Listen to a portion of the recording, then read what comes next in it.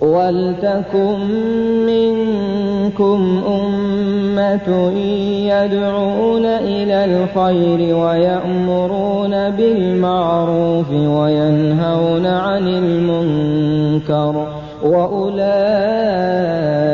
هُمُ الْمُفْلِحُونَ.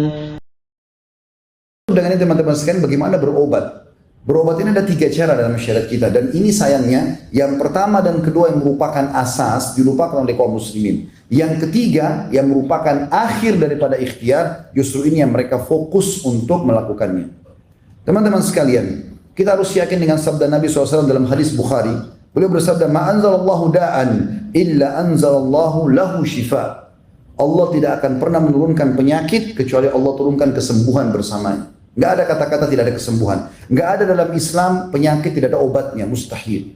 Pasti ada. Itu sabda Nabi SAW dan tidak mungkin salah. Ini wahyu yang sudah diberikan kepada kita. Maka yang harus dilakukan 3 hal. Yang pertama, yang ini yang orang tinggalkan adalah berdoa, berzikir, sholat, sedekah, taubat. Ini asas daripada hilangnya wabah dan juga penyakit. Mara bahaya. Dan ini banyak ditinggalkan oleh kaum muslimin. Misal, masalah doa, kata Nabi SAW, la yaruddul qadha illa doa.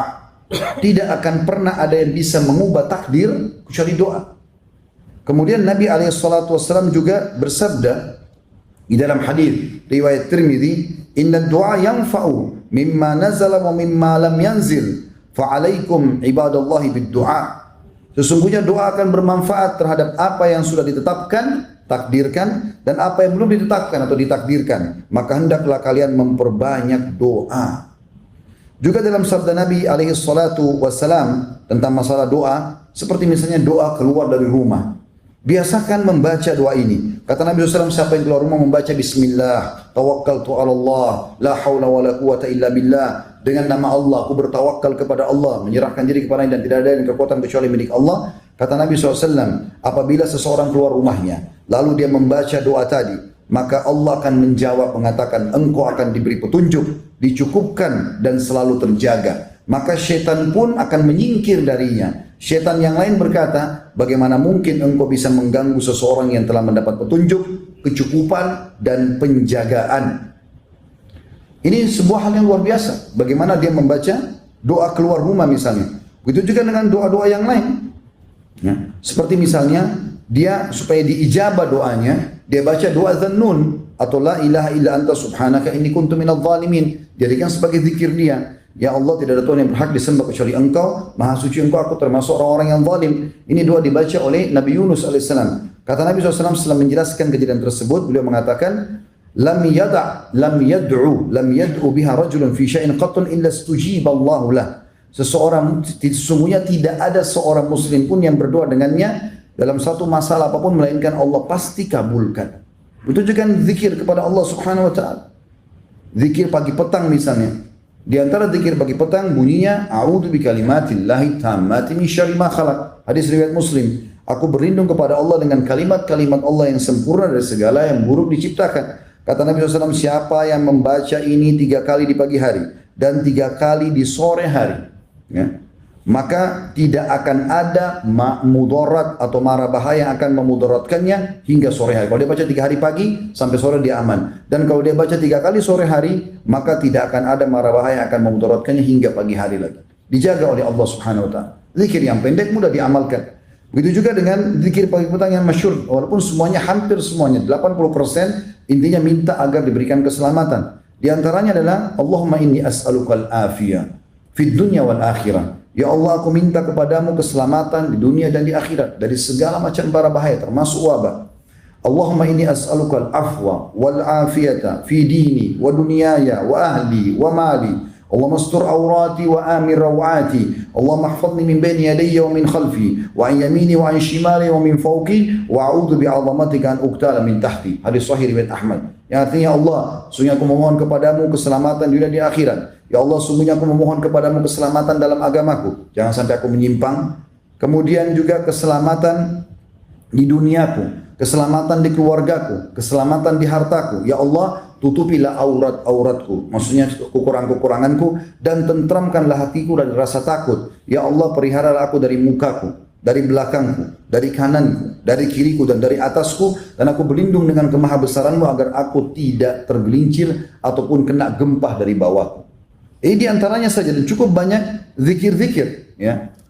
Di dalam hadis yang lain, ada seorang sahabat pernah datang kepada Nabi SAW lalu mengatakan, ya Rasul, di pagi hari, tadi malam saya disengat oleh kalajengking, berbisa. Ini sekarang bengkak semuanya, membiru kakinya. Kata Nabi SAW, ama lau qulta hina amsait, coba kau baca pada saat kau tiba sore hari semalam, a'udzu bikalimatillahi tammati min syarri ma khalaq lam tadurruk. Kalau seandainya tadi malam kau baca, aku berlindung kepada Allah dengan kalimat-kalimat Allah yang sempurna dari segala keburukan yang Dia telah ciptakan, maka tidak akan membahayakanmu. Hadis sahih diriwayatkan oleh Imam Muslim. Itu juga dengan sholat. Ada sholat teman-teman sekalian yang mungkin orang tidak banyak fahami, tapi sholat ini dikerjakan oleh Nabi SAW. Itu sholat yang sifatnya mutlak. Dikatakan dalam sebuah hadis yang sahih riwayat Ahmad, Abu Dawud, hadis Hasan riwayat Ahmad dan Abu Dawud, karena Nabi SAW idza hazabahu shalla, idza hazabahu al-amr shalla. Bahwasanya Nabi SAW setiap kali ada masalah yang dihadapi, pasti beliau langsung pergi sholat. Dan sholat ini sifatnya bukan duha, bukan sholat malam, bukan sholat wudu, bukan taubat. Antum wudu, sholat niat pendekatan diri kepada Allah. Ya, ini dibolehkan, dimutlakkan ya sholat ini. Dan ini dikerjakan. Begitu juga teman-teman memperbanyak amal soleh seperti sedekah. Ini banyak menghilangkan dari wabah dan permasalahan. Hadis Nabi SAW riwayat Tabarani dengan sanad sahih. Sana'iul ma'ruf, taqiyu masari as-su. Sesungguhnya semua perbuatan kebaikan, ketakwaan kepada Allah akan menjauhkan dari segala macam masalah berat atau yang buruk atau kejahatan. Wa sadaqatus sir tudfi'u ghadabur rabb, dan sedekah secara sembunyi-sembunyi akan meredam murkanya Allah. Wasilatul rahim tazidu fil umur, dan melanjutkan hubungan silaturahim akan menambah panjangnya umur. Di dalam hadis yang lain kata Nabi SAW, inna sadaqata la tudfi'u ghadabur rabb wa tadfa'u an mitati su. Ketahuilah bahwasanya sesungguhnya sedekah itu akan meredam murkahnya Allah. Jadi kalau Allah marah dengan menurunkan wabah dan segala macam hal, Allah bisa angkat murkahnya itu dengan sedekah kita. Wa juga sedekah itu, dan juga dia akan bisa menolak mati yang buruk. Di dalam hadis yang lain riwayat Al-Hakim kata Nabi SAW, sana'il ma'ruf taqiyu masari su. Semua perbuatan baik akan menjauhkan dari segala macam mara bahaya. Wal afaq, gangguan-gangguan. Wal halaqat, hal-hal yang membinasakan. Wa ahlul ma'ruf fid dunya hum ahlul ma'ruf fil akhirah. Dan orang yang suka buat kebaikan di dunia, maka mereka adalah orang-orang yang juga ma'ruf di akhirat.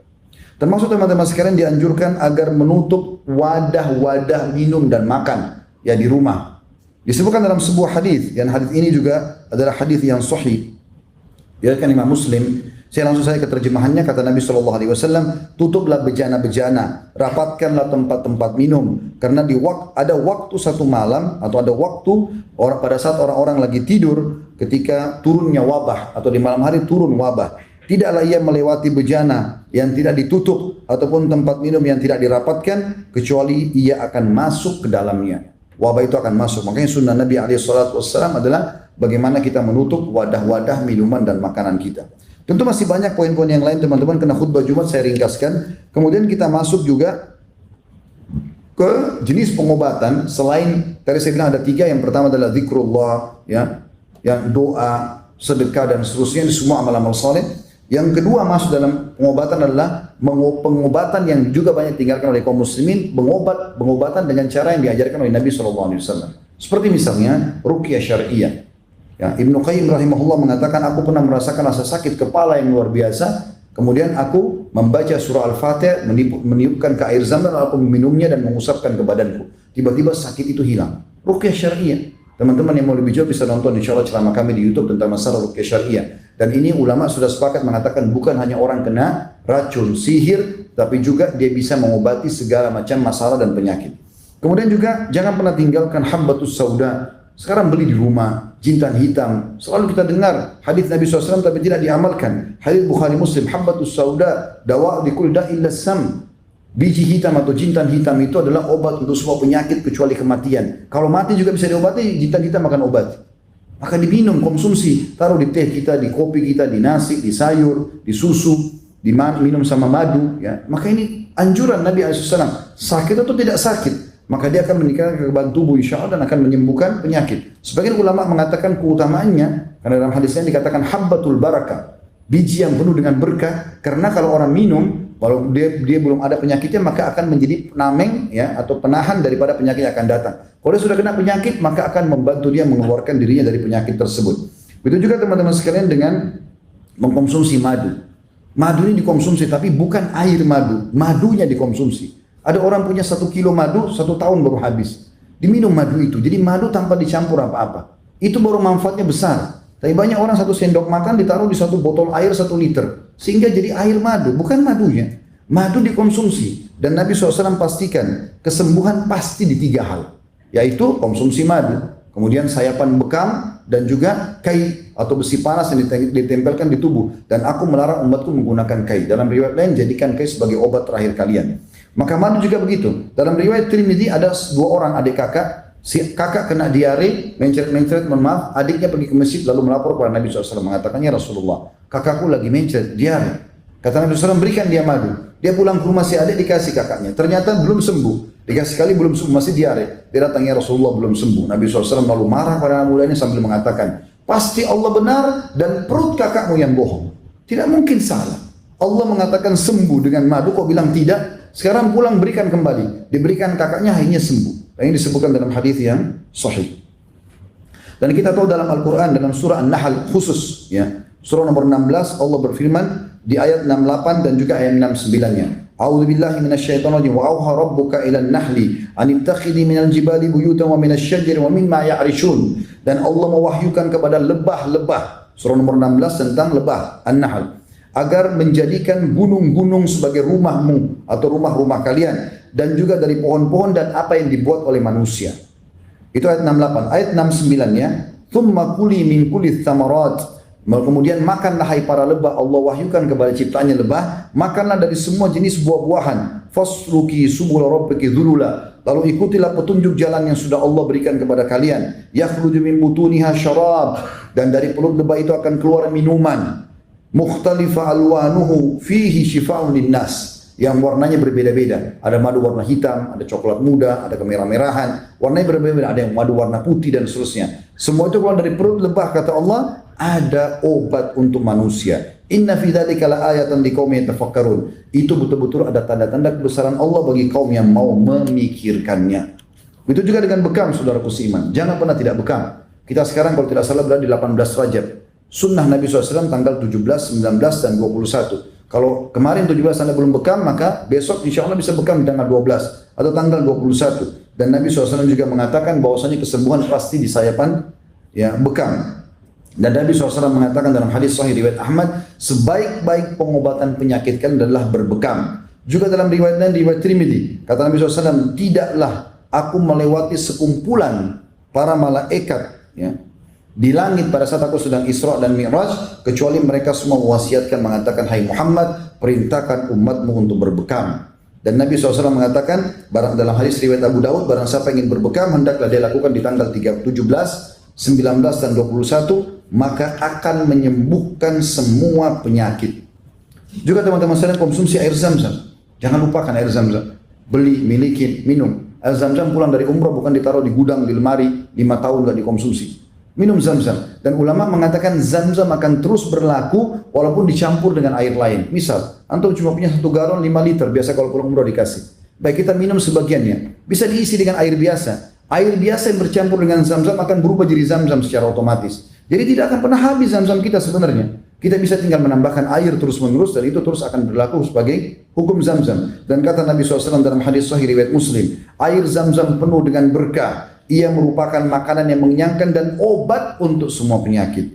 Juga sabda Nabi SAW dalam hadis riwayat Ahmad dan Ibnu Majah, zam-zam sesuai dengan niat dan tujuan orang yang meminumnya. Minta kesembuhan, Allah kasih. Minta apapun, Allah akan kasih. Dan juga Nabi SAW dalam hadis riwayat Tirmidzi dan Al-Baihaqi dengan sanad hasan, beliau pernah membawa air zam-zam dikatakan dalam girbah. Girbah itu kayak wadah minuman, untuk taruh minuman tapi dari kulit hewan. Kemudian beliau menyiramkan dan meminumkannya kepada orang-orang yang sakit.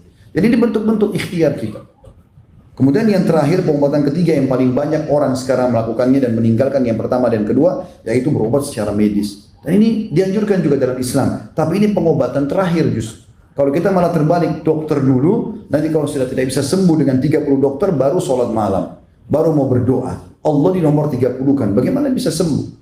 Maka ikhtiar medis adalah ikhtiar yang terakhir, hanya pelengkap saja. Sebagaimana Nabi SAW bersabda, sesungguhnya Allah tidak turunkan penyakit, hai hamba Allah, kecuali Allah turunkan bersama obat, maka berobatlah wahai hamba-hamba Allah.